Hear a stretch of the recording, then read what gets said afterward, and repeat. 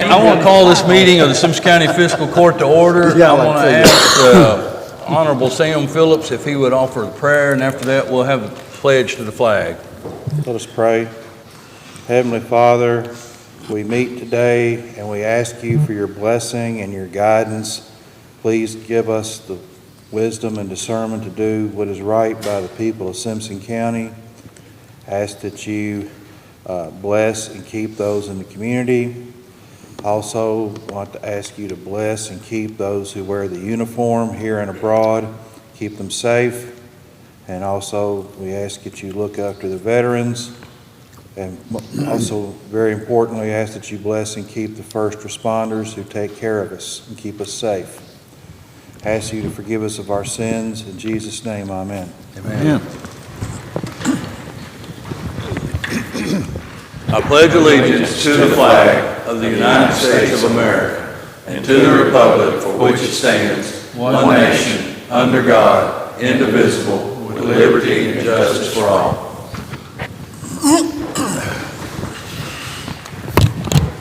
All right, gentlemen, if you had an opportunity to review the minutes of our September 5th regular fiscal court meeting, I need a motion and a second to approve those minutes. So Got a motion by Jeffrey and a second by Scott, was it? Byron, I'm sorry. Motion by Jeffrey, second by Scott. Myron, I still can't get it right. All right, go ahead, Scott. That's fine. Any questions, corrections, changes? All in favor, aye? Aye. Any opposed? That motion carries. Next is the approval of a second reading and final passage of ordinance number 120.02. This is amending the city and the county regular joint meeting schedule. So moved. Got a motion by Marty. Second. Second by Scott. Any question, discussion? Sydney will do a roll call on the ordinance, please. Chandler, Yes. Bird, Yes. Poston, Yes. Thurman, Yes. Barnes. Yes. All right, next, you may have a question for the treasurer. I'll do my best to answer it, but this would be to approve the first reading of the fiscal year 23-24 budget ordinance number 220.253, amendment number 1. Nicole did remark that this is the deepest we've gone into a fiscal year before we had to make our first budget amendment. But there's two biggies here. One was the purchase of the fire truck that was unexpected after the accident. We've got to get the money. Well, this is not it's not the purchase of the one in the accident. This is the purchase of the pickup truck. Okay. That they've done. We got to wait for all the insurance to settle Before we take care of that. can figure out the fire truck that was in the accident. All right, and then the other was, we get an assessment from the state about how much we actually owe the PVA office, and it's based on the total dollar amount of assessed value of property. And so it's gone up above the threshold where we were normally paying like 50-some thousand. Now and it's in March, we got a letter from the PVA when we were doing budgeting that stated it would still be at the 50,000 based on the assessment and all that stuff. But then we just recently got a letter in August where that assessment has exceeded $2 million. $2 billion. $2 billion, yeah, sorry. And Wow. it has put it up past So to the 75,000 it's like 78 mark. or 9, 70-some thousand, 75. And so we did contact and clarify what's going on and what's happening, and so it's right. Our assessment went above the $2 billion mark, so we've got to amend this money in because we're statutorily obligated to send this money to the PVA based on our total assessed value. So it's gonna be this every year from now on, be 75 probably? Yes, well, I would say unless assessments fall or until if we hit a growth number to where it gets to the next threshold, then it increases again. 100 or... Yeah, but I forget, was it 2 billion to 2.5 billion, and then it changes again above 2.5 billion. So but it is what it is, but we got to get it amended into the budget. So moved. Got a motion by Marty, Second. second by Myron. Any question, discussion? Sydney, another roll call, please. Chandler, Yes. Bird, Yes. Poston, Yes. Thurman, Yes. Yes. All right, so in our last meeting, if y'all recall, we approved a surplus vehicle list to auction. And so I think we're going to have two actions out of this particular topic right here. After the surplus was talked about, John went down to the jail and looked at the 2012 Ford Explorer and contacted me and said, hey, could I swap my truck to that and we can surplus my truck? But I think the jail said, hey, we would just like to keep your truck and have it, so we want to pull the 2012 from the surplus list. But then this morning, Bobby was talking to me about our mosquito sprayer. If we're not doing that anymore and we're going to surplus some items, we need to add that mosquito sprayer to this surplus list. Definitely, yeah. Mm-hmm. So what we have now would be the list of the 99 Ford F-250 pickup, that's from the jail, the 2006 tandem dump truck, and then the 2013 three-quarter ton pickup from the road department. We'll also add to this the mosquito sprayer. Obviously, it doesn't have a VIN number, so we can't list a VIN number. It's just our mosquito sprayer. So I need a motion and a second to approve this amended list with the mosquito sprayer added to it. So moved. Got a motion by Myron, second by Jeffrey. Any question or discussion? All in favor, aye. Aye. Any opposed? That motion carries.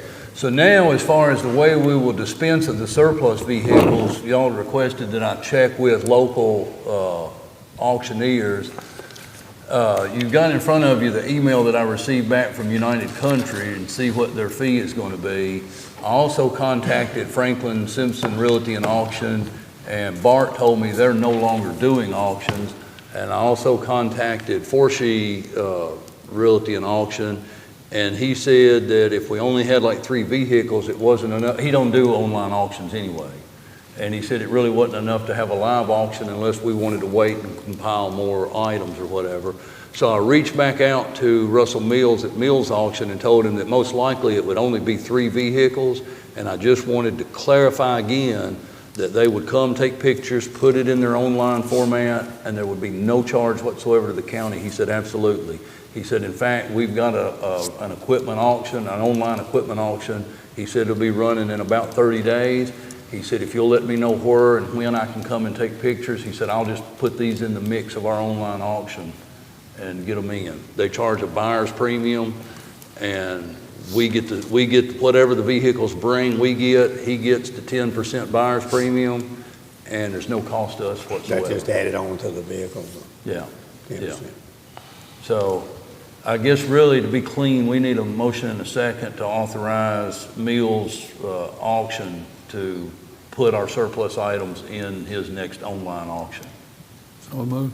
Got a motion by Scott, Second. second by Marty. Any other question or discussion? All in favor, aye. Aye. Any opposed? That motion carries. Now back to the discussion about the swapping of vehicles with the planning and zoning and or building and jail. There's a couple of things here, and I think we probably need to do these separately. It's cleaner that way. Yes. Is the 2012 Ford Explorer, we need to approve an interdepartmental transfer from the jail to the planning and zoning building inspector for the 2012 Ford Explorer. So moved. Got a motion by Marty, Second. second by Jeffrey. Any question or discussion?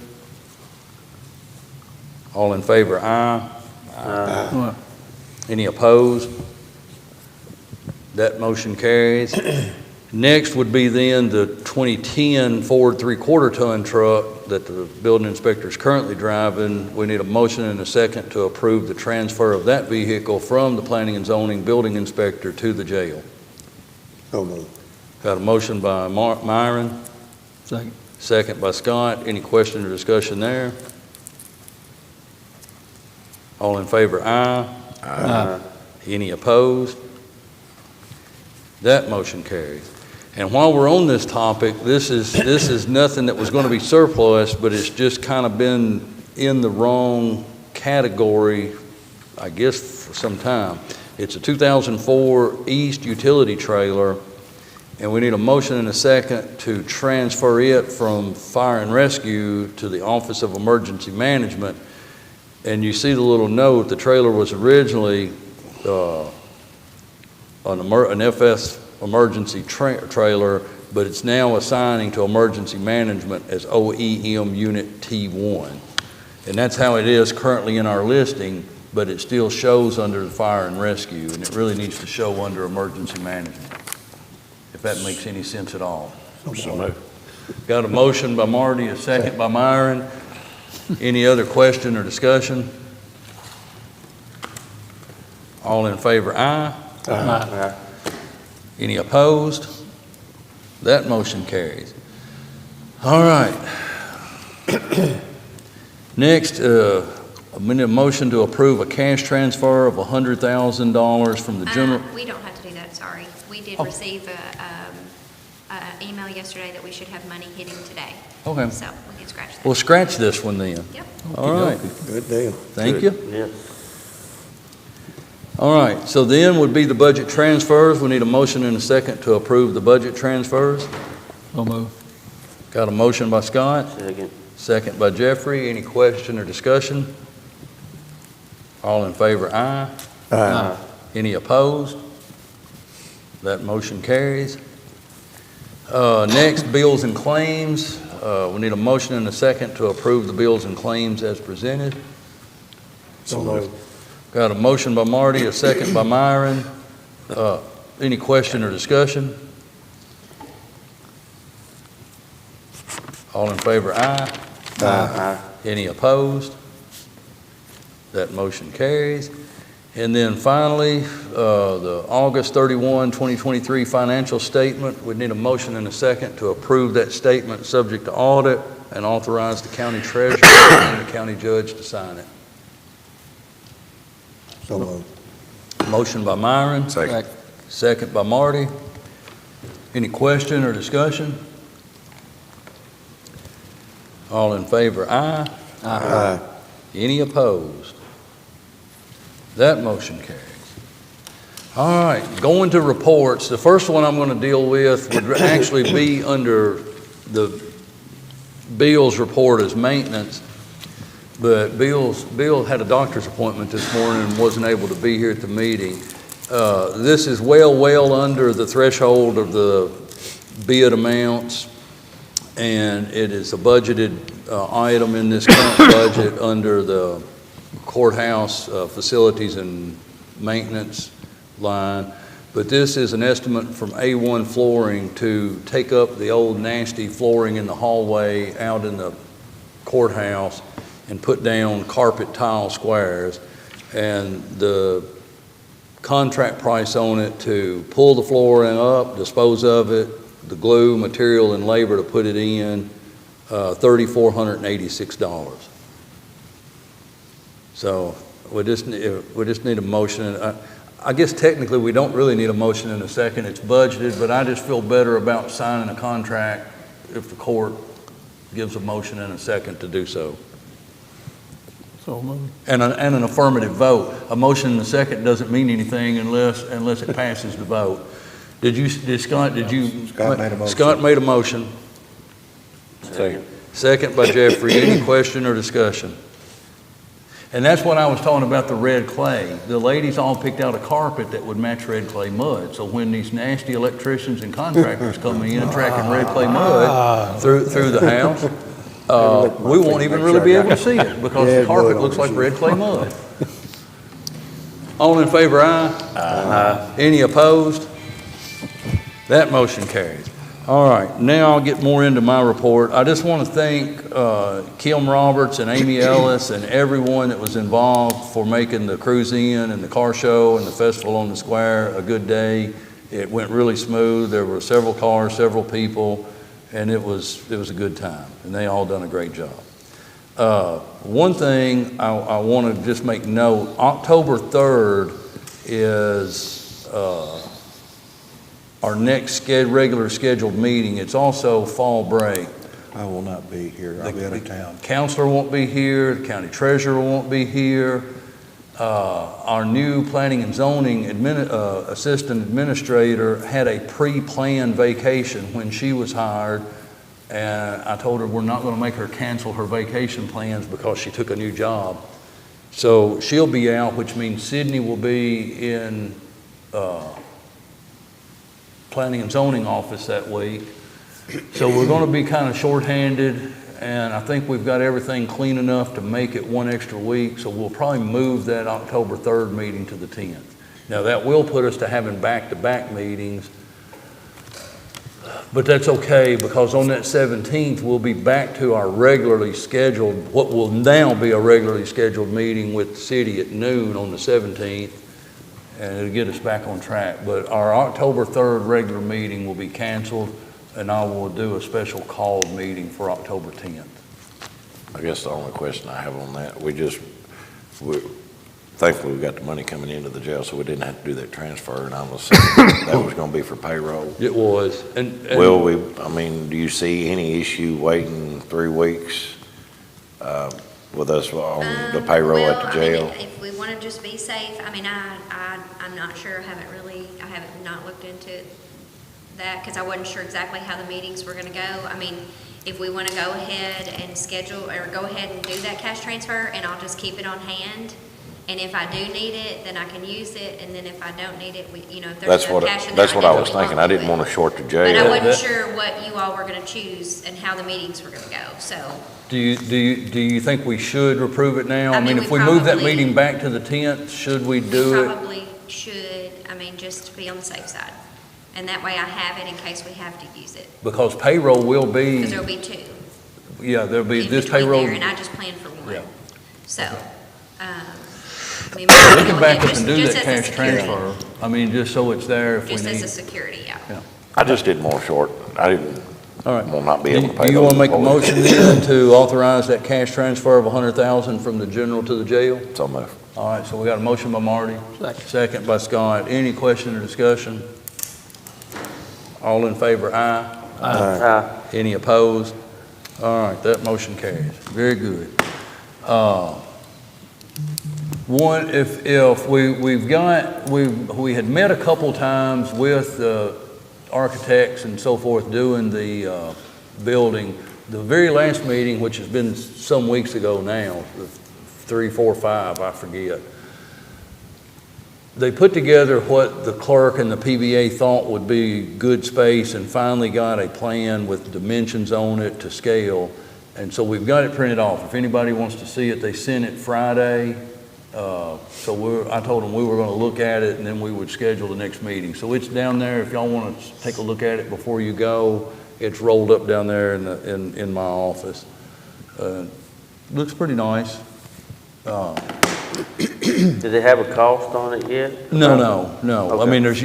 You're going to have to approve a plan Yeah, I before know, we but I get it didn't know submitted to that- bid, but we still think it's in the range of, Still doesn't range? yeah. This Friday at 8:30, Senator Robert Stivers, who is the president of the state senate, is going to be out at the Marriott, Spring Hill Marriott at Kentucky Downs. Anyone that wants to attend is welcome to attend. 8:30 out there Friday morning. This Thursday, the 21st, at the local health department, we're going to hold a ribbon cutting to kind of display and celebrate the renovations that's been made out at the local health department. It does look really nice. But that ribbon cutting, it'll be 10 a.m. That morning. One thing I do want to hand out to y'all and point out something here. Hang on just a second. And this will just be to take for information purposes because this all just came Friday also. Pass these two down too. Y'all recall we had A&M Consultants do an employee survey. That employee survey wrapped up on I guess it was August 31st. We had pretty good participation in the survey. We only had, out of 93 employees, 69 employees took the survey. So, pretty good. I mean, 2/3. yeah, something like that. I was a little disappointed. The jail had 38 employees and only 15 jail employees took the survey. So we had 23 that didn't take the survey. I sent emails to all the department heads when it kicked off, and then about halfway through, I sent emails back to department heads and with the link to the survey for their department and encouraging them to take it, and also with a note that, hey, if you've got folks that don't have the ability to get on the internet or a computer, send them to the courthouse, and Michelle will get them on the laptop and pull up their link, and they can come to the courthouse and do the survey. But we had, like I said, 69 out of 93. There's a lot of information in here. To be quite honest with you, I have not read every single note in that yet myself. The biggest takeaway to me is that question number 1 talks about, do you believe that Simpson County is a great place to work? And nearly 80% of the people who done the survey said, agreed that it was. So, I mean, I know there's things you can complain about, and you'll see through the list, there's things that upsetting people. Paying insurance is always the biggest things. But if 80% of the people says it's a great place to work, the other parts can't be all that bad, or you would not say on a survey that it's a great place to work. So that's one big takeaway. I will say for all the department heads, I've got a copy here for you guys that has just your department, like just how your department answered, along with how the total county answered, so you can see how your department compared to the total overall of the county. Does that make sense to you? So I've got copies up here for every department for you to take to see how people in your departments responded. And here's the thing I will say. So you guys, I'll say to you guys up here, after y'all go through it, if y'all have questions or concerns, either text or email me or call me. And then if we need to have some kind of discussion, we can put it on for a discussion at another point. And the same way with the department heads, if y'all look at it and you think, you know what, I'd like to sit down and talk with you, just let me know and I'll come and we'll sit down and go through it and talk about it and try to figure out, because you do the survey, the things that we are able to fix, we want to try to fix them. Does that mean that everything gets corrected? Not necessarily. But I think there's a willingness from everybody sitting behind this desk to try to fix problems if we have them. That's why we done the survey. We want to know. So that's that. So I will get y'all's department surveys to you. One other thing, yesterday at the Corvette Museum, the Brad hosted an opioid abatement summit. As y'all probably are aware, we're receiving, as part of this settlement, opioid abatement money. I think we've received so far, what, Nicole, 90-some thousand? It's over 100,000. Over 100 now? 109. Yeah. The whole life of this abatement program, the 10 counties in the Brad, every county's receiving money, and most all of the cities are receiving some money. But over the life of this payout, the 10 counties in the Brad, all told, counties and cities, will receive in the $8 million range, because the settlement was $26 billion, and the state of Kentucky got nearly 470 or 480 million. And the state gets half of that money, and the other half is going out to counties and cities and so on and so forth. And so one of the state representatives that was a part of getting the bill together to get this money was at the summit yesterday on the question and answer panel. And he said that the thought in the state legislature was that if communities was doing something collaboratively regionally, that is how the state will most likely kick in their money to help. So the idea was kind of thrown out, and the seed was kind of planted yesterday to have a discussion about, in the Brad area, having an opioid or a drug recovery center, like a place that, and it can really be a place, so like when the sheriff has people out and they're arresting people because of drug issues, the actual court over there can say, instead of going to jail, you go to this recovery center and try to get these people cleaned up and helped out. There was a lady there with a Life Learning Center, I believe is what they called the place. It's up in northern Kentucky. She says that of the people that go through their program there, they only have an 8% of recidivism out of the people that actually go through the program. Now, you know, if you had 100 people go to jail, probably 99 of them are going back to jail once they get out. If they went to jail because of drugs, probably 99 of that 100 is going back to jail at some point after they get out. But if you send 100 people to a recovery center and only 8 of those go back to jail after they get out of the recovery center, that's a big turnaround and what you've done to help the families. So I don't know where it'll go from there, but I mean, honestly, I have some interest in doing that because unlike the ARPA money, we're not under a time constraint to spend this money. And I forget now how many years this opioid abatement money's coming. I don't know whether it's 6 or 8 or 10. I don't know what the time frame is. But I can't remember exactly, but it's over several years of period of time. it's like 8 or 10 years, something like that. We're getting so much money every year. Well, we could hold that money for the entirety of it.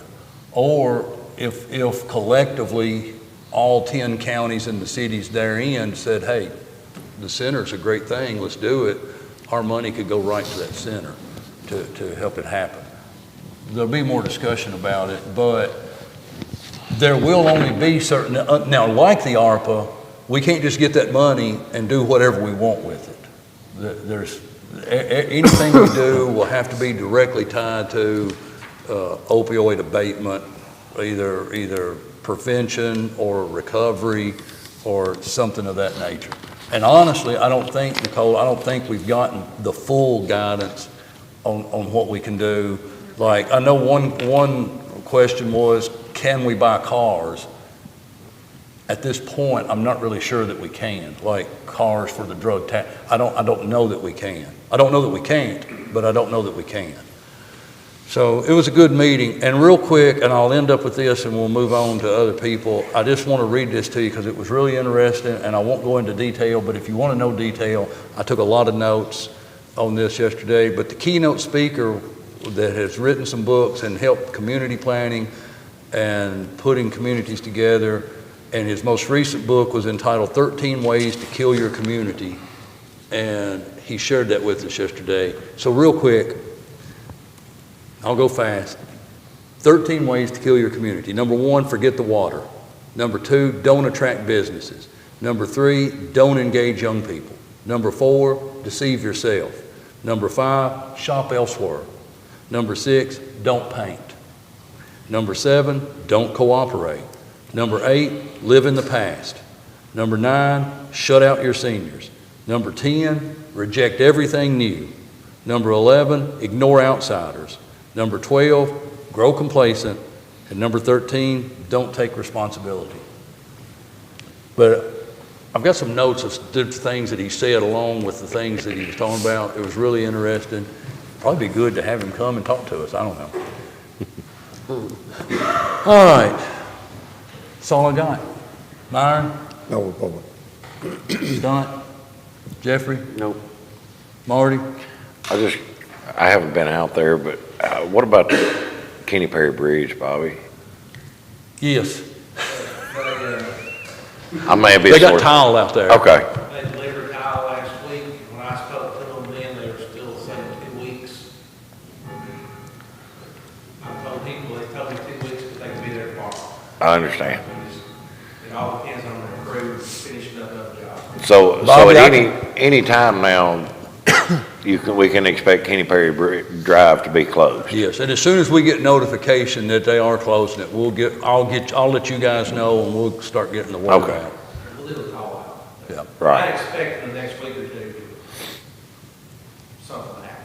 Well, like I say, I hadn't been out there, so I just wanted to. But I can tell you with great experience, and Myron will acknowledge this, when a contractor tells you we'll be there in 2 weeks, it means nothing. Pretty much so. I understand. Yeah, Have you used your mower yet? no, he's gonna talk about that in a minute. Okay. Nothing else. Counselor? No report. Sheriff? Brent, anything from the jailer? I'm gonna be a while, you wanna cover in? Uh-oh. Bobby? You're not gonna be a while, you're gonna be a few minutes. I'm not gonna be all about. That's the only thing I was gonna tell you is that Kenny Perry, I expect something in a couple of weeks, but I don't know. The mower y'all have asked about, we've had ordered, it came in. The factory rep's coming tomorrow to do training on it, so we're not doing anything but drove it around a lot till I know where every button and knob, because it's full of them, so. Other than that, The training's at 8:30 in the training, morning? he's supposed to be about 7:30. He said he'll spend as much time as they need to it, so we're gonna go over it and trim on it. Other than that, I'm gonna answer though. It's an impressive looking piece of equipment. It's very impressive looking. Yeah, If you haven't seen it, go out Oh, there and look at it. yeah. hopefully Scotty is gonna pay this next month too, but we're on our schedule. John, you have anything in planning and zoning? All right, chief?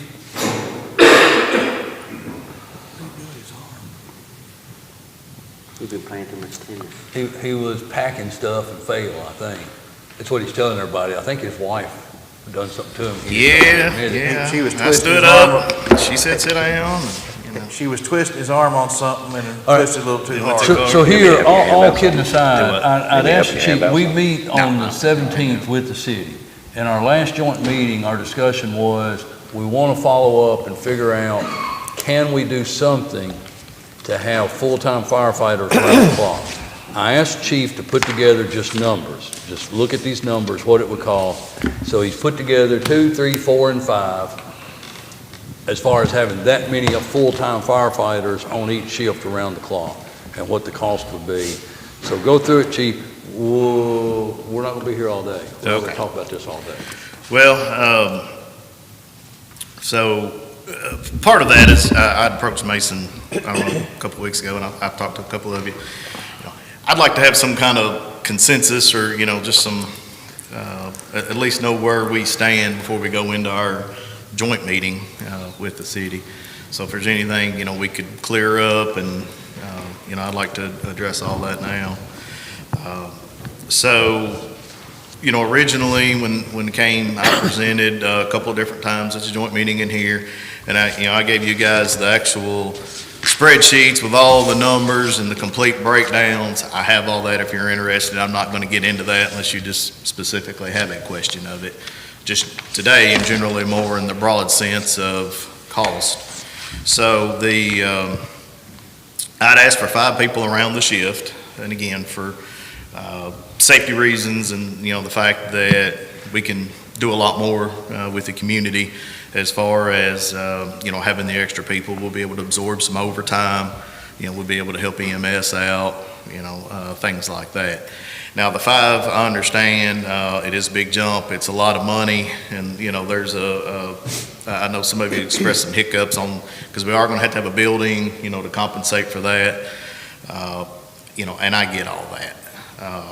4 people is, you know, that is certainly a very viable option for us that would work well.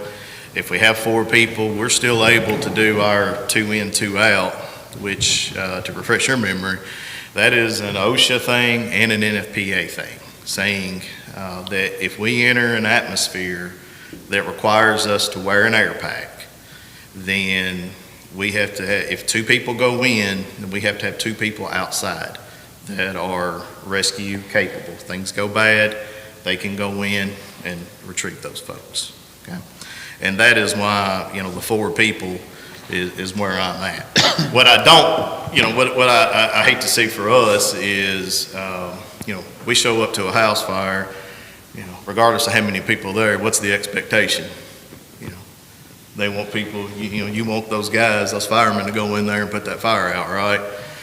So less than 4 people. If we show up with 3, then, by the OSHA standard and the NFPA standards, we got to stay outside.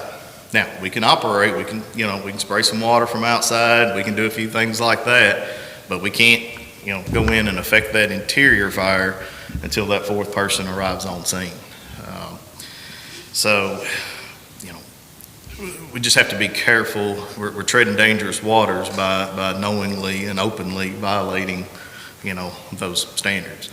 And that's why I was asking for the 4 people.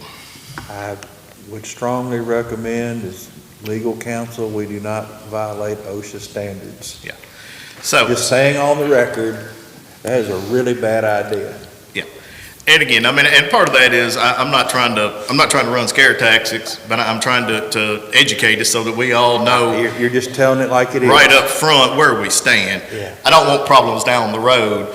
If we say, hey, we're going to do, 2 people or whatever it is, we just have to have an understanding, and the community need to understand where we're at. All Yes, right. sir. I have a question Okay. about, and I'm with you. Okay. This is one of those things, and I know people look at where you just figure it out. I think, I agree with you, and honestly, I think we can figure it out. I think we're at a place where we can figure it out, and we're at a place where we should figure it out. Instead of trying to find reasons why it won't work, we got to find a way to make it work. Sure. That's where I'm at. But here's my question for you, and I think this is an important information. If we get to where we are a full-time fire department around the clock, Mhm. we still will have a volunteer list, correct? Sure, yeah. Okay, so here's my question. Okay. Once we're staffed full-time, like right now, we're not, and everyone knows that at 4 o'clock in the afternoon, if a call goes out, there's no one at that fire hall. Correct. But we now have people paid on call, Sure. but there's no one at that fire hall, so you have volunteers that are responding. If we staff that fire department, if we say, okay, now we got people at the fire hall 24/7, Mhm.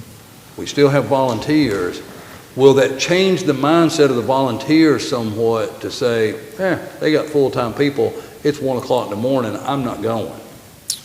Yeah, there's always that danger of, and I liken that to any organization that has a volunteer, even at church, for example. You have paid staff, well then, you rely on your volunteers to,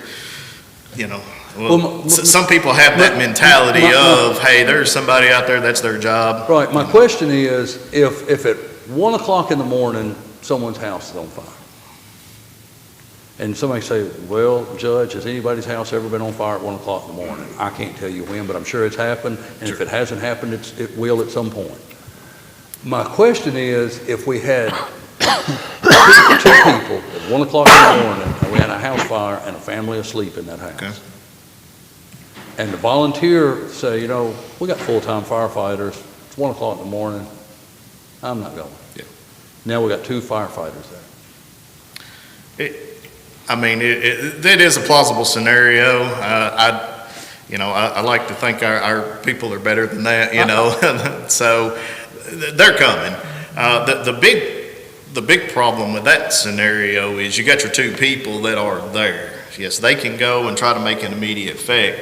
You got other people coming, but they're again, on the volunteer side, we're But if you some know, days but if you 12 know minutes it's at getting 1 out o'clock the in the door. morning and a family is asleep in the house, and you show up with 2 people, So you're either violating the OSHA standards that the attorney says you better not, Yeah. or You're- just so we're clear on that, okay? Okay. It is not so binding that if it is a known rescue, if we know people are in that structure, then the OSHA thing goes away. We can violate. Those 2 people can go in and affect that rescue, Yeah. okay? If you No legality. Yeah, if you're if it's life or death to get people out Yes. that you know are in there, that's a complete different matter than a house fire where there's not anybody inside. And they're very clear, NFPA, there's 2 different standards, and the OSHA it's all very clear. If it's a known rescue, you can go in and do that, right? If it's the unknown, even if the scenario, the profile fits that, hey, it's 3 o'clock in the morning, cars are in the driveway, there's a dog barking inside the house, and you feel like, somebody is in there, but it's unknown, then, the minute you make entry, you've violated that. But again, But at the same time, when you just got those 2 firefighters, you're really putting them at great risk, not knowing how long it may be before here's the problem. Yes, volunteers show you are up. correct, 'cause you got people coming, and again, it may be 15, 20 minutes before they get there. You show up with 1,000 gallons of water, and they may be spraying water from the outside, and you run the danger of, running out of water before the next crew gets there, okay?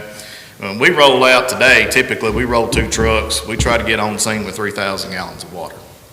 So the 2-person scenario that again, I just worry for the firefighter as an employee, because it is ingrained in our nature, just like, any kind of emergency services, it's ingrained, you go and fix the problem, right? We don't typically care too much about the legal, all that stuff on that, but it's my job as the chief is to protect them, to educate, you guys, and protect us from, all these legalities. If those 2 firefighters, they go in, let's say they make the conscious decision to go in and put that fire out, knowing there's not a rescue. They go in and do that job. One of them gets hurt, okay? Then they have opened themselves up to, is workers' comp even gonna cover that? Because they knowingly violated the OSHA? We have it in our SOG that they're not supposed to do that. So then have they, violated their work policy and are subject to, some kind of discipline on the county side because they went and did what truly was the right thing to do, was to go in and put out the fire. So, again, I'm playing devil's advocate a little bit, but I'm just trying to educate everyone on, it's a bigger picture than just, this is what we can afford to do, and this is, we're just going to do this amount. Remind me, again, what's the number on the 4 full-time? On what? 4 full-time. Okay, so I'll go over the numbers. Let me get on the right spot here. Okay, so if you guys remember when I came in and the 5 people, I was asking for an additional 1.1 million, right?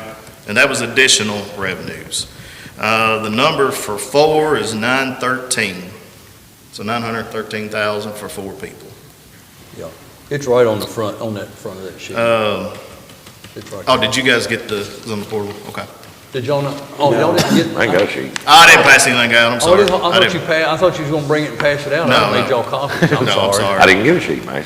My apologies. But there's just 4 numbers, Yeah, yeah, so, I'll read them off to them, Chief. Okay. If you go to the 2 full-time, this is additional revenue needed, $384,527.49. I'm sorry, guys, I just thought No, you I- were bringing copies Boy, today. How much? Yeah, $384,527.49. That's for 3. to go to That's 2 two, full-time. that's 2.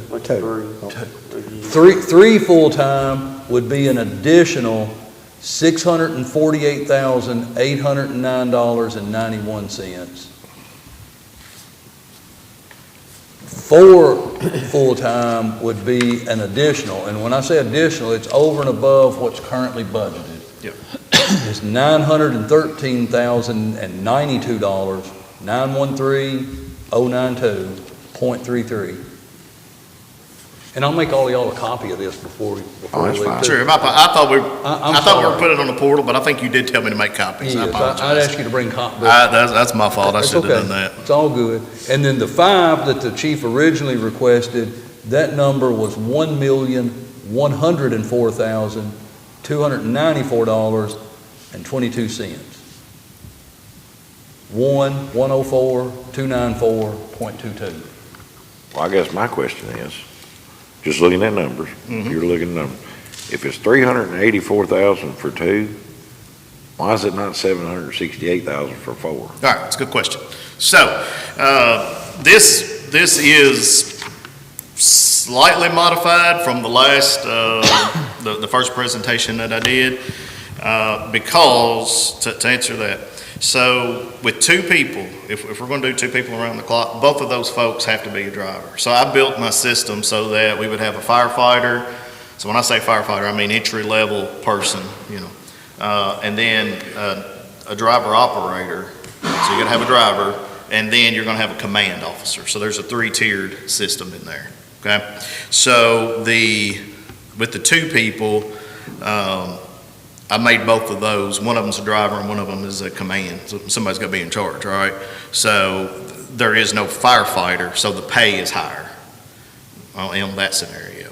So whereas with the four, instead of just doubling it, we went with, I went with the command and a driver with two firemen on there. Okay. So the numbers are a little bit off because they're the fireman, quote unquote, entry level person. Right. We're not there. That's fine. So, and again, so factoring into all this too is, there is a bunch of scheduled overtime that is factored in. So the pay rate, 1.5 times that, plus the $3.10, all that good stuff, their pay is gonna be higher. So the more of those people that you have, it's gonna cost more on that end. So as you go down lower, as you get more people, the cost per that firefighter or per individual reduces because you're able to hire more entry-level people, in that. So that's why that's not an exact number. And with the five, that number is quite a bit cheaper because of the unscheduled overtime that is budgeted in. So I budgeted in 576 hours for 2 through 4. The fifth, we only did the 288 because if we have that fifth person, we can absorb overtime. If somebody calls in, uses a sick day or whatever, they can absorb it. We can drop down to 4 and operate with 4. And just so, Whereas if you got 4, 3, and 2, somebody's got to come in and fill that shift. So we got to pay somebody, whether we're paying a stipend for a part-time pool of people, that we can pull and plug in there. If you can't find one of those, then somebody's got to stay from the previous shift and just, starts accruing even more overtime. and just for anybody that's watching on camera, when we say 4, it's 4 per shift, so what are you talking, 16? So it would not be 12, so it's 24, 48. 12, but you don't have another one to fill so it's 12 on, 48 off, or what are you doing? No, we're doing, it's a 24-hour shift and then a 48 off. Okay. That's the model that we have here today. And you can do that with 12 people, you don't have to have any extra to fill in or anything? No, What are you saying? the 4-on model would cause us to hire 9 additional firefighters. Yes. Okay. Yeah, so the deputy chief and I would stay on a daily shift, an 8 to 4. So we can fill in, we'll be there, during the day to absorb if somebody, calls in or whatever, we're able to absorb that. It's the after that, we would have to, try to rely on a part-time, a volunteer, stipend them or whatever it is to try to, get them in there. And again, if you can't find somebody there, then you're pulling from your full-time overtime people. So would the people that we've got hired on call for weekends, will those jobs right there disappear? We got 4 people on call? Yes. And then we got 4 people that are part-time, so what happens to those positions there?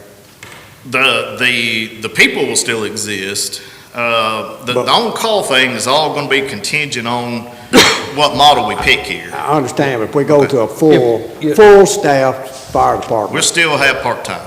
So the 4 part-time people that we've created in the last couple of months, they stay, even with a full-time fire department? The positions? Yeah.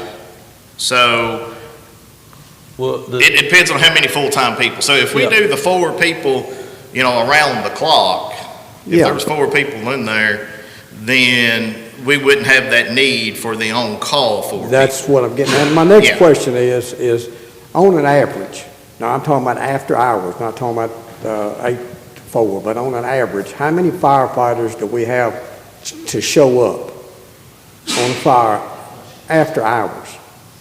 After hours? Well, I mean, Just on average. some of those are call dependent. We budgeted, if this helps, for 4 people to respond after hours 70% of the time, which is after hours. Right. So we budgeted for 4 people. Now, some of those may be our full-time employees that are coming back. So they're gonna go on a different line item. They come out of the pay, they Yeah, I'm come out just of the looking for hourly. average, I mean, yeah. I But mean, yes, we budgeted for 4. But my question is, on an average to you is how many people shows up? Because the volunteer firefighters are still gonna be in this equation. Sure. They're not being taken out. No. So how many, on a fire call, or a call, whatever, fire rescue, whatever, how many people on an average shows up to a run after hours? We're about that 4 or 5. I mean, Okay. it just, that's kind of that's why we hit that number. Well, one is because that's what we were paying, was that 4%. So that but- was prior to us having on-call people. So we've got people now that's on call. Well, no, on call, I mean, before that, I mean, honestly, it gets sketchy. I mean, there'll be days when there may only be 1 or 2. I'm just trying to get a wrap I around, think, how I many people think before we we'll have. done the on-call stipend, that was the whole purpose of that. Yeah. We were really having trouble I just getting want people to show I up. understand, but I just Yeah. kind of get in my head here on Sure. how many people shows So up. before the on-call, yeah, I mean, we were splitting call, Nelson and I were, who was going to, so one of us was obviously going to be there, and then, 1 or 2, and I mean, it was getting sketchy, So and that's the why we on-call decided. positions, the on-call positions have really helped us. Absolutely, Yeah, yes. okay. Oh, yeah, absolutely. I mean, it's been a good thing. Now, we've kind of limited that, because to those 4, Right. Unless it is an event that's an all-call event, then, we'll have, Guess it's just like hard to your- determine. you'll on- have 8 or 10 show up if it's an On all-call. a volunteer, I guess it's kind of hard to determine how many volunteers would show up. I'm sorry, say that again? It would be, I guess it's difficult to plan on how many volunteer firefighters would show up. Yeah, I mean, that's the whole problem with the volunteer world, I mean, you can try to quote-unquote schedule people, to be like, hey, this is your day and all, but I mean, We're at not the taking end of the anything away from day, them. if they're not in the firehouse ready to make a response, you can't 100% depend Well, on them. I want to commend them because they've done a fantastic job. But back I to your mean, point, Myron, yes, if we staff full-time, 24/7 with 4, because that's one of the things, see, we're currently budgeting $171,000 on Right. that stipend. That money would move to help cover the cost of the Yeah. But full-time. we've, like I said, we have recently hired, which is a new position, we've recently hired 4 part-timers. And that is a new position that we created Well, in the last couple of So we 3 did months. some Yeah. Go we ahead. did some temporary positions to help fill in, because obviously, Right, we got one firefighter that is out on short-term, and we don't know how long or But what these are that. positions maybe up Well, the to part-time, December. the part-timers, even if we went to the 4 full-time model, you're still probably gonna wanna keep your part-time people, because you're only paying them if they work. Yeah. And it could be a situation where if you've got 4 on the schedule, and so like, but this guy here, like employee A, is like, I'm on vacation this week, and none of the guys on the other 2 4-man shifts, I can't be there that week, your part-time guy might be able to fill in that week. I just want the public to understand, we've got more resources than just 5 people at that. Yeah, there's other people more out people there. out It's- there besides just the 5. Sure. Yeah, this is more about public safety and immediate response time. Yeah. That's true. Is what we're looking at here. So what would that stipend number be that you were talking about? You would move into this if we do it to the 4 full-time? Okay, so, Wasn't you saying there was a number? Yeah. 171,000. okay, so, Would you move the whole 171,000? yeah, let me break, I think I can break that down a little Well, bit for on you. your sheet you have here, Chief, you've got that number under 2, 3, 4, and 5. I don't think you can use all of that if we just go to 2 or 3. I think if we go to 4 or 5 full-time, we could completely do away with that on-call stipend. But if we only have 2 or 3 full-time, I think we're gonna have to keep some of that money. Where are you talking about? On your, where you got currently budgeted, the $171,031. Yep. That's what we've got budgeted in this on-call stipend Okay. program. So here's what we did. Yeah, Here's what I- 171,030. Again, I'm asking for additional revenue, okay? So Yeah. what we did was, the currently budgeted, that 171, that is under the hourly stipend, okay? So the reappropriated money, there was 96,000 reappropriated from the volunteer stipend. And that was money that we are currently using to pay those 4 on-call. And so I broke that down, so. Right, but my point being, if we only go to 2 or 3 full-time, we can't completely do away with all of that money. Right. Yeah, I'm not doing away with it, it's just reappropriating. Whether it's 2 or 5, you're not doing away with it. No, we're not doing away with it, we're reappropriating it. All I did was move it. I think all of you are missing what I'm saying. Okay, If, I know what you're saying. I see what if- you're saying, If Mason. we go to 4 or 5, Yep. we can take every penny that we have appropriated to the on-call stipend and put it into the full-time firefighters. If we go to 2 or 3, some of that money we have appropriated to the on-call stipend will still have to remain appropriated to that on-call stipend. Yes. We cannot move every penny of it to the full-time. Agreed. okay. And that's 171,000, right? Yeah, $171,031. Okay, well, I ain't worrying about And the then little. the reappropriated line was $96,563.85. So if you take the 913, and I'll let y'all know, I'm in favor of doing the 4 full-time. I think it's, and I don't need a justification. I don't know we need it because you don't know when that fire's gonna happen. And we have law enforcement, we have sheriff's department full-time, we got a jail full-time, we got, city police are full-time. EMS is full-time. EMS is full-time. I don't know why we don't think this department needs to be full-time.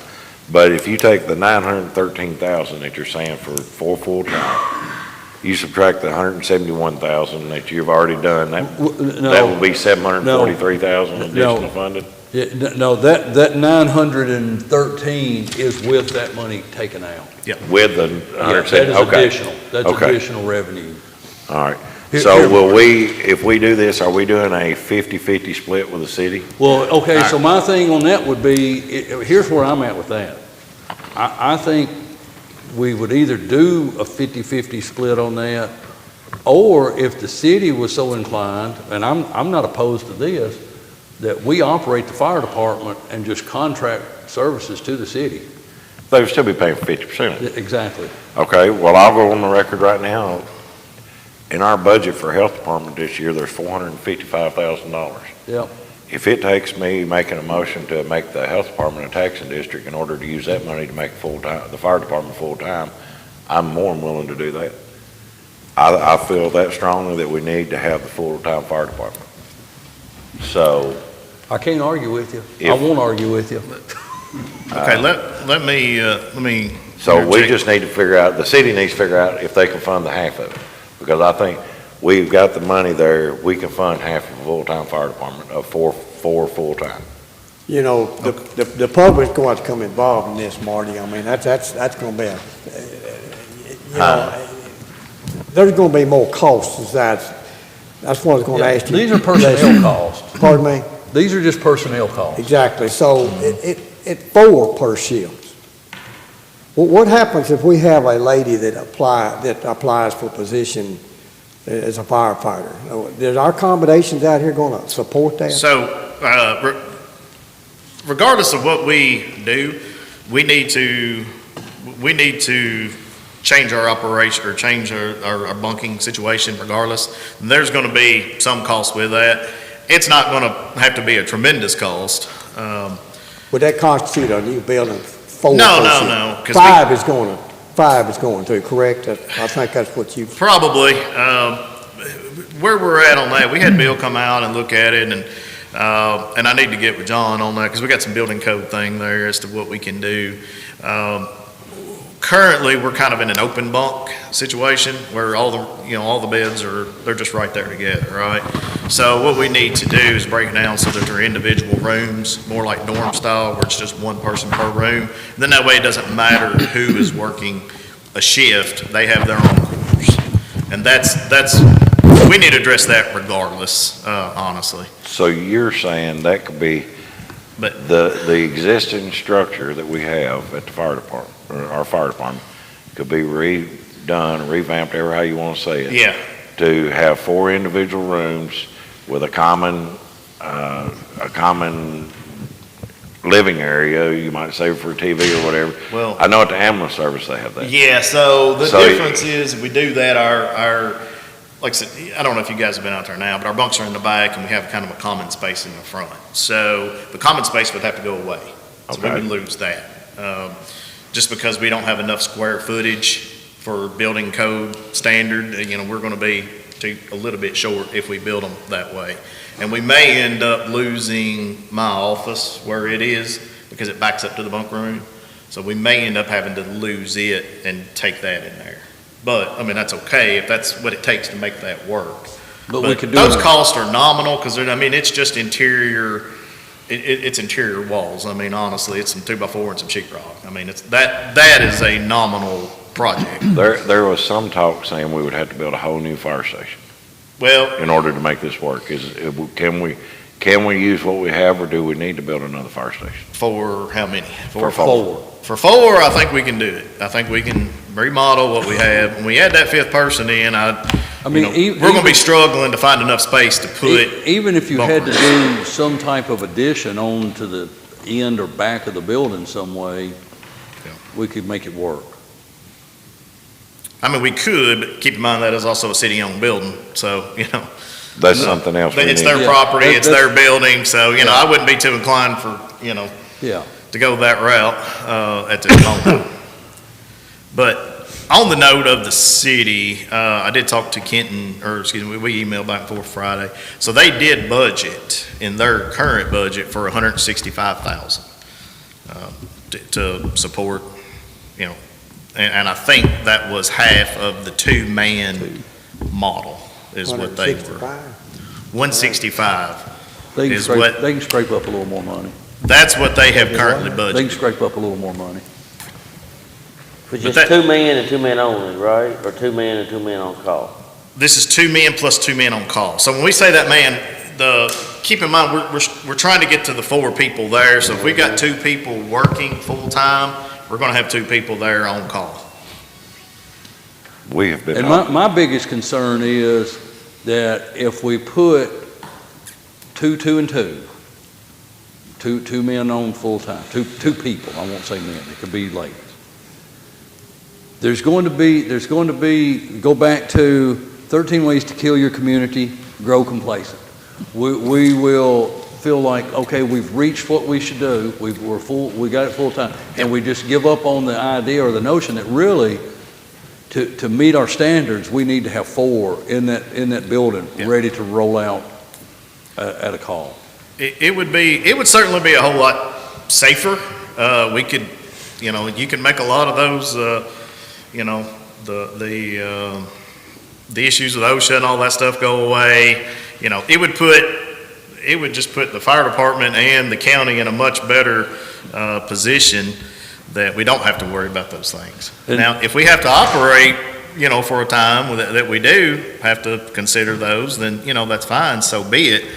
I would encourage, if we go down that path, that we have something in place that has some meat to it, that says, these are our target dates. Yeah. We want to have 4 people by this date, and here's how we are going to achieve that. Well, and Marty's absolutely right. If we had the political fortitude to move the health department tax and leave our property tax as it is, the half of that $900,000, we've got it. It's right there. Yeah. It's still gonna be a tax increase. I don't want anybody to think it Yeah. won't, because Yeah, they're I gonna mean, be that's what it paying will be. But if I feel, and from people I've talked to in the community, a full-time fire department is worth it. Well, and it goes back to what our discussion we've had before. If you're committed to public safety and you feel strongly that we need people ready to respond at that fire department around the clock, 24/7, there is a cost to it. Is the community worth the cost? I mean, and the people ultimately will be the ones paying for it. And I think Marty's right. I mean, I've not talked to one person that said, in fact, most of the people I've talked to said, I'd be willing to pay something. Yeah, but the bulk of the public out here just does not know what that final price tag is, nor do we today. We don't know what that final price tag is. Well, it just depends on which model you pick. I know that. Here's the thing on that, Myron. I mean, But, we've got the numbers in front of us on the personnel cost. I think we can adequately handle that. And those are the recurring. Those are the things that we've got to be able to maintain year after year after year after year. Your capital expenditures on, like, what do we do with the building? Do we add on to the building? Do we revamp the building? Those are going to be one-time capital costs. Yeah, but the public taxpayers are going to pay for it, Mason. But They're going to pay for it. we could cover that right this minute. That very well may be the truth, but the taxpayers are going to pay for it. Of course, when we deem, if we do, and I feel like we probably will, deem the health department as a taxing district, there's going to be a certain amount of people out there that's going to want to see, they're going to want to know exactly right up front, if we're going to retain that money, they want to see what money's going to be spent for. Yeah, I don't. Well, every bit of that money. But that's something we just can't do overnight. I mean, Yeah. we've got to get out here and sell this project. In the budget this year, it was 455, It'll be bigger next year. but at the 455,000, that is half. If you doubled that, that would be 910, and he's saying 913 for the. Yeah. So, I mean, So that would be after exactly the dust half settles, it's going to of be the a fire hefty, department. it's going to be a hefty price, a tax increase. I mean, that's just what it's going to I'd be. say it would be a tax increase, but it It's wouldn't be gonna us be a raising tax property increase. taxes. It would just be another line item. So, I mean, I'm on their not tax against bill. any of this. I'm just saying we've got to make sure the public is educated, they understand everything that's going on. Well, and I think what the chief's trying to gather today before we meet with the county 5 weeks from now. The city, yeah. We're inside the city now, so there you go. Which is all inside the county. But before we meet with them, he would like a good feeling on what we're willing to support as a governmental body. And honestly, I don't mind the 5, but I think the 4 is at our very least, is where I feel like we're at. Now, if everybody's kicking and screaming and crying and squalling and backing up and running and scared and hiding, and 2's all we're going to do, I'm not going to fight anybody on that, because we need to get somewhere. But I do absolutely agree with the chief that if that's what we do, we need some definite target dates to move beyond that. Yeah. But I can't see any real reason if we feel like public safety is paramount, and we feel like it would be imperative to have people ready to respond to a call any hour of any day, I don't see any reason we can't do the 4. You can put me down for the 4. Just let you know. Well, I've seen a house on fire at 1 o'clock in the morning, Judge. You just hope and pray it's not yours, No, it's not or mine, it's the what? neighbor's house. My point is, they do catch on fire in the middle of the night. Well- I've seen it, my house is on fire in the middle of the night. I want everybody on hand to cook. Sure. Put it out. Well, and I've said this before, disasters and tragedies are never planned. We don't know when they're going to happen. We just know they will eventually happen, and all we can do is our best to be prepared to handle it.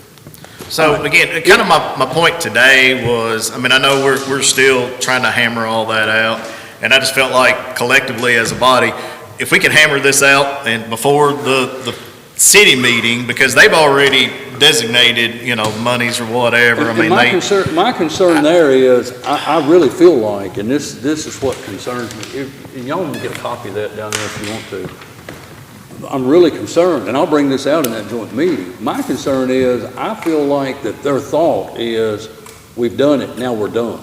Sure. And I don't feel And- like we've accomplished that. Yeah, no, and I agree, but again, I mean, if we need to take this up at the next meeting, but again, I'll ask you guys, if you have questions, you know, if you need further information or whatever, please come see me, and I'll be happy to try to, you know, work through it, answer any questions that you have, and, you know, Well, but again, I mean, if it's a question of you're just not sure on, you know, the numbers or whatever, come see me. I can help with that, and then you guys can make a decision that this is what you want to do. Okay. Now, Mason, I did say, mention this, Kenton did, during that email, he did ask if we could meet again with Yeah. you and I and him and Dale. Absolutely. And I said, yeah, I'm sure. I said, I'll bring it. That was Friday. I just so. hope it don't turn out like the last time we met, and we all thought we knew what we were doing, and then we got to the meeting, and it was nothing Yeah, well, like our yeah, discussion. but we'll cover that, but they do want to have another meeting, you know, prior to that, so maybe we can answer some of those questions at Very that good. meeting. I just want, it's not a concern, but this is just a fact. If we don't do the 4 now, we're gonna be talking about this again in another year or 2 or what. So you know, we've been talking about full-time fire department since, basically, I've been sitting on fiscal court. And it never, and it's basically been an election year topic. Yeah. How you talk about it and then nothing happens, 4 years later, you talk about it again. And so, you know, we have an opportunity, we have we can have the money available to do this. And here's the we can truth get of it the done. matter too. With the growth that we have experienced, are experiencing, and most likely will continue to experience, even if we transfer that health department tax over, leave the property tax rate unchanged, there could be a point down the road with the growth that we could drop that property tax rate 1% or 2. Maybe. I mean, I don't know that we could. It was done when the occupation That'd be the tax was first on. time. Huh? That'd be the first time anybody dropped it after a few years. Well, we've dropped it 3 times since we've been in office. Yeah. So- It was dropped about 3% when the occupational tax was put on. Yeah. It's So, not, it- it's dropped. yeah. It's not common. yeah. At any rate, I'm all in favor of, let's get to 4. If we're gonna fix it, let's fix it right. That's where I'm at. All right. Any other questions for the chief? Because we need to move on. All right, thank you, guys. Chief. Thank you, Chief. All right. Appreciate it. I need a motion and a second to enter into executive session according to KRS 61.810, paragraph C, which are discussions of proposed or pending litigation against or on behalf of the public agency. Got a motion by Marty and a second by Jeffrey. We will take about a 5-minute break, and I'll get these papers to department heads.